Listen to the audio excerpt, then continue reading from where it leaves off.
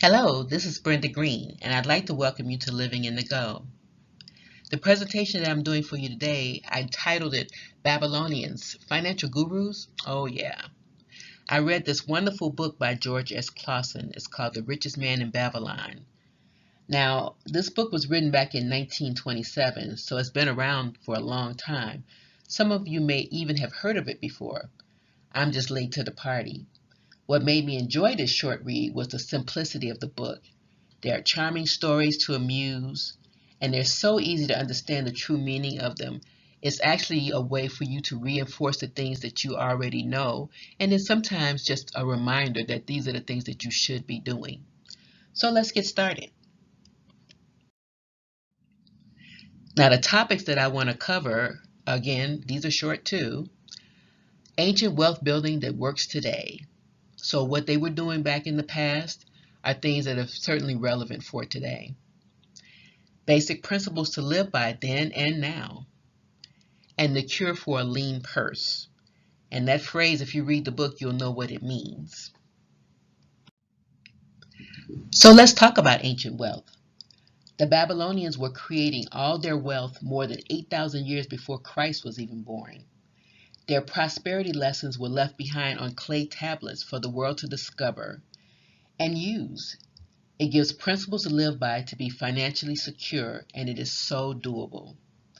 You would think after all this time that the teachings would not stand up, but guess what? They really do, because there is nothing new under the sun. We are not the first to think of it, and we're not the first to do it. Our nation's prosperity depends on the personal financial prosperity of everyone else. People prop up an economy by buying goods and services. The more money people have, the more prosperous a nation is. Babylon became the wealthiest city of the ancient world, and the reason for that is because their citizens were the richest people of their time. They practiced sound financial principles in acquiring their money, certainly in keeping it, and in making their money grow. One of the main stories in the book talks about the richest man in the city and how the king asked him to teach all the citizens how to become wealthy. We all know that mentoring people is not easy. Some will listen, some will take your advice, but others won't be willing to do the work because they find it too hard or they don't believe that it can actually work for them. There are some people too who think that wealth is limited, that they can't get rich in doing certain types of things. But that's not true either. I'll give you an example. Let's say someone has a big fancy mansion, a beautiful home.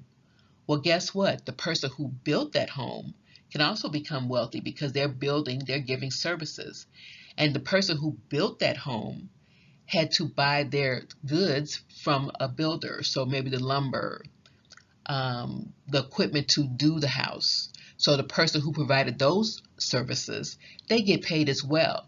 So it's cyclical. Everyone can get wealthy and they can be in their own little niche. It doesn't have to be the same kind of way in other words, to get your money. So think about that. So let's talk about some basic principles. The first being save at least 10% of what you earn. So if you have $400 a week coming in, you want to save 40. You get the picture. Everything that you earn, you should put away at least 10% towards your future. Second, take advice from wise people. If you want to learn about real estate, don't talk to someone who's never bought a property. That's just reasonable. Let's say you're starting a small business. You want to find someone who's in that same field and you want to talk with them. You want to pick their brains. You want to figure out what worked for them, what made them successful. You also want to find out what things didn't work. Learn from their mistakes. But that's what you do. You cultivate information from someone, and that's a wise person to help you grow and do better with your business. Number three, provide for your family so that when you die, they are taken care of. You can leave it to chance, you can hope that the right things will happen for them, but why not put things in place to ensure that those things will happen for your family and they are taken care of? Number four, enjoy life while you're here. Life is short. I certainly have learned that over the years. I've lost a lot of family members and friends at such a young age. And so you do need to save for your future, but don't overstrain and save so much that you don't live. So make sure that you take time to just enjoy, smell the roses. Number 5, control your expenses by budgeting the necessary wants. There are wants and there are needs. If you're trying to keep up with the Kardashians, then that's a want category. You know your main expenses: the roof over your head, the food that you eat, your transportation. Those are your main expenses. Everything else could be something a little extra, so make sure you take care of that. You want to make your savings multiply for number 6. You want to use high interest savings accounts, invest in the stock market, and take advantage of your job's retirement programs. If your job doesn't have that, then you want to make sure that you get a Roth IRA at a brokerage company. They'll walk you through the steps to do that, but it's economical. You can usually start that with a very little amount of money, and you can build on it each month, but put that away and save for your retirement.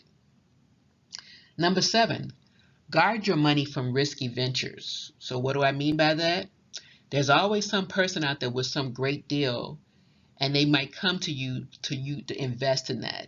Better yet, someone may even come to you and say if you could give them a small loan to help them out, they'll pay you back later. Well, you know what? They asked you for the loan because they couldn't get it from the bank. And if they couldn't get it from the bank, there's a reason for that. So guard your money. Number 8, you want to ensure that your future income is there for your old age. There comes a time when you can't work any longer, or you don't want to work any longer. Investments, certainly property, other savings that you have, will generate income for you when you do retire. So make sure that you ensure those things are in place for you. And last but not least, you want to continue to learn so that you will always be relevant. Make yourself indispensable at your job because it will serve you well. So if there's a certain skill that you have, you want to showcase it. You also want to tell people what you do. It's not bragging when you're being truthful, when you're saying these are the things that I do. So make sure that you do that. Make sure that you're shining that spotlight on yourself.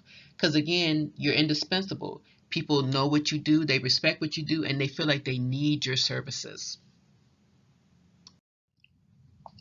Now, the cure for a lean purse, and a lean purse just means that you don't have a lot of money.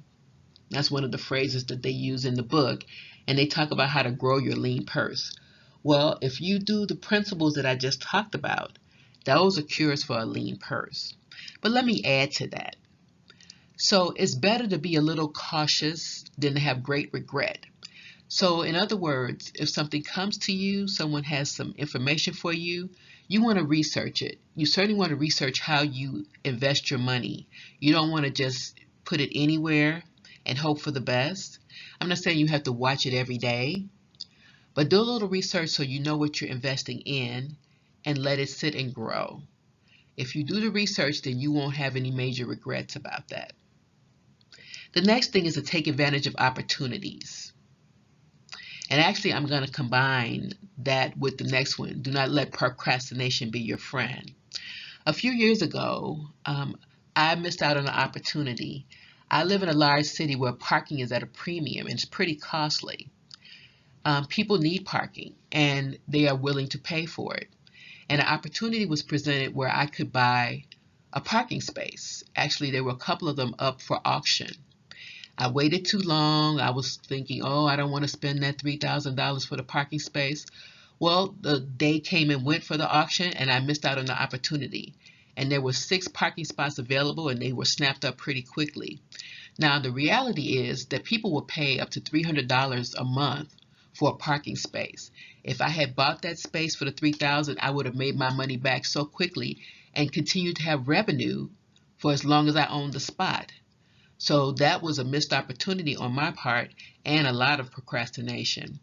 Don't be that person. Don't let procrastination be your friend. You also don't buy things that you are unable to pay for. You see something bright and shiny and you think, oh, I really want that. Ask yourself, why do you want it? And then ask yourself, can you really afford it? If you have to put it on credit and pay for it for 5-6 years, you really can't afford it. It's like you make $40,000 a year and you buy a car that's $35,000. That is so ridiculous.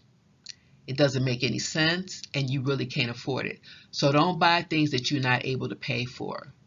It's all right to dream and save for things, but the reality is if you go out there and spend it and you don't have it, you're going to be so miserable. So don't do it. You also should have adequate protection. What do I mean by that? I'm talking about insurance. So you need health insurance, you need car insurance, you need homeowners insurance. If you're in an apartment, you need renter's insurance. People think if they're in an apartment that they're covered by the landlord. You're not. If there's a flood or anything in your apartment, your things are ruined and you're out of everything because they're not going to pay for that. So you need adequate protection. Those are another way to think about in terms of having that lean purse be a little fatter, because when you don't have protection, something comes up, you have to use money out of your pocket that you really don't have, you're in a world of hurt. So get that protection. The last thing is to be on the same page in your household. So what I'm talking about is if you're living with a significant other and one of you is a spender and the other is a saver, that's a lot of conflict. You need to have great communication and talk about how you're going to run your household so that you're on the same page. Because if one person is not looking at what the other person is doing and they're making their own decisions, you will hinder your household and not help it.